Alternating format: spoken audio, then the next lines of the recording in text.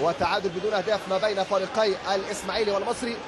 وكما كنت متوقع بان ربما يشهد هذا اللقاء اقتحام من قبل جماهير النادي الاسماعيلي، كما جاء من الزميل العزيز الصديق السيد فلاح المسؤول عن رئاسة تحرير موقع الكورة أونلاين والمتخصص بشؤون فريق النادي الإسماعيلي، أبلغني في مكالمة هاتفية قبل بداية هذا اللقاء بأن ربما يقوم جمهور النادي الإسماعيلي باقتحام أرضية الملعب أو اقتحام مدرجات هذا الملعب اعتراضا على قرارات لجنة المسابقات، ثم الرحيل عن هذا الملعب مرة أخرى من جديد ليعبر عن اعتراضاته كما فعل جمهور نادي الزمالك في لقاء امام اتحاد الشرطه في الاسبوع السادس لو نتذكر في ملعب وسادة القاهره، حينما كانت المباراه ايضا من المقرر ان تلعب بدون جمهور، ولكن جمهور الزمالك مع الدقائق الاولى اقتحم ملعب وسادة القاهره.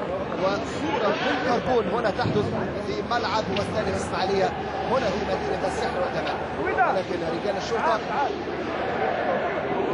كانت لديهم التجهيزات الامنيه بالتاكيد في محاوله التصدي لتلك الجماهير التي تريد ان تعبر عن غضبها، ولكن بصوره غير محترفه وصوره غير محترمه بالتاكيد نتمنى الا نراها في ملاعبنا. نعم ديربي لابد ان كان يلعب بجمهور، ولكن هناك عقوبه موقعه على هذه الجماهير بان تحرم بمشاهده رقص الصمبا لما بدر منها في لقاء الاسماعيلي مع اتحاد الشرطه في الاسبوع الرابع عشر هنا في هذا الملعب، حينما انتهى بالتعادل الايجابي 1-1. وقامت جماهير الاسماعيلي بالقاء الحجاره او الطوب على المساعد الثاني لحكم اللقاء، على ما اتذكر انه كان وائل مصطفى صباغ. هنا حكم اللقاء اوقف المباراه منذ دقيقتين بعدما اقتحمت الجماهير مدرجات ملعب واستاد الاسماعيليه. ربما يعني هناك رساله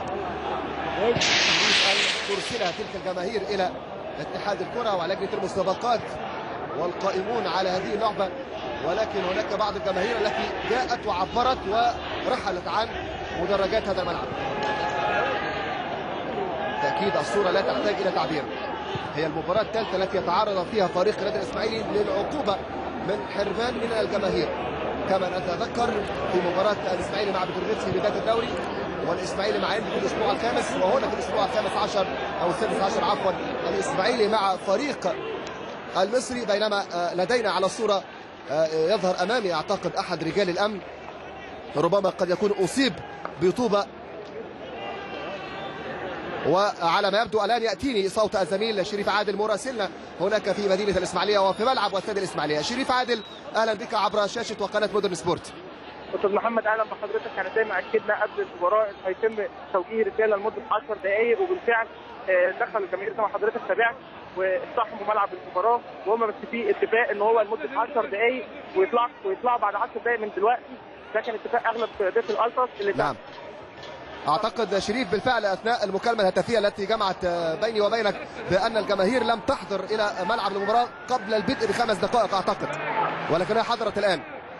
بالظبط الجماهير حضرت دلوقتي، لكن عايز اقول لحضرتك يا استاذ محمد ان دي كانت رساله بيوصلوها مع حضرتك رشوان احد قيادات الالتراس على الهواء مع حضرتك دلوقتي.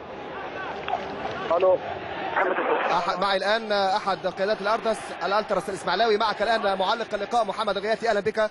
اتمنى ان توجه رساله الى تلك الجماهير التي تعشق كره القدم بان تذهب وتخرج من ارض الملعب الان حتى لا تغلظ العقوبه على جماهير النادي الاسماعيلي وعلى فريق الاسماعيلي. يعني احنا مش جايين نخرب ولا نبوظ، احنا قررنا ان احنا نوصل رساله لاتحاد الكوره. وصلت الرساله عزيزي، اتمنى ان تغادر ملعب اللقاء الان.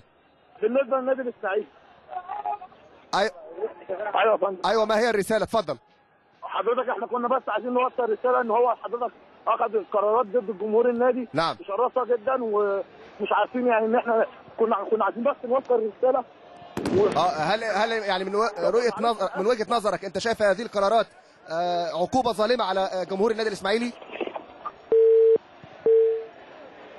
اتمنى ان يعود الي الصوت الزميل شريف عادل في ملعب اللقاء، اللي طبعا كما وضح الينا بان الجماهير التي دخلت الى ملعب اللقاء جاءت لتوجه رساله لمده 10 دقائق وتغادر بعد ذلك ملعب اللقاء.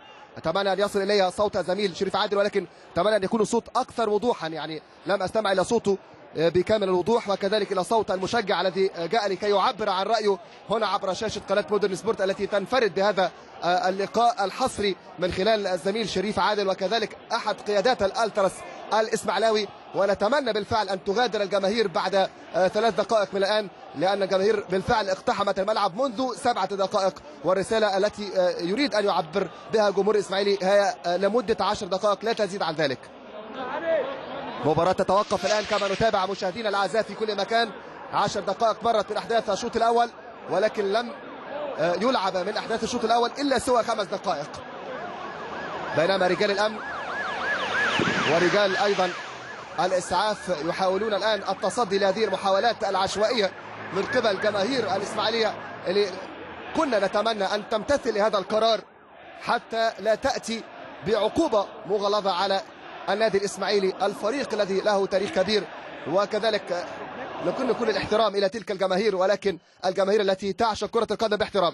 شريف عادل مرة ثانية، أهلا بك شريف عادل، أهلا بك. محمد أهلا وسهلا. أيوة اهلا وسهلا محمد. اتفضل شريف. يعني وصلت لحضرتك ان هم متواجدين لفتره وهيخرجوا من ارض الملعب وده مؤكد. شريف الاقتحام، يعني وضح لنا الصورة، كيف تم الاقتحام؟ تم الاقتحام طبعا من ميدان الممر من البدايه، وتوجهوا للاستاد الاسماعيليه حوالي 10 دقائق من ممر الاستاد الاسماعيليه. هل التعزيزات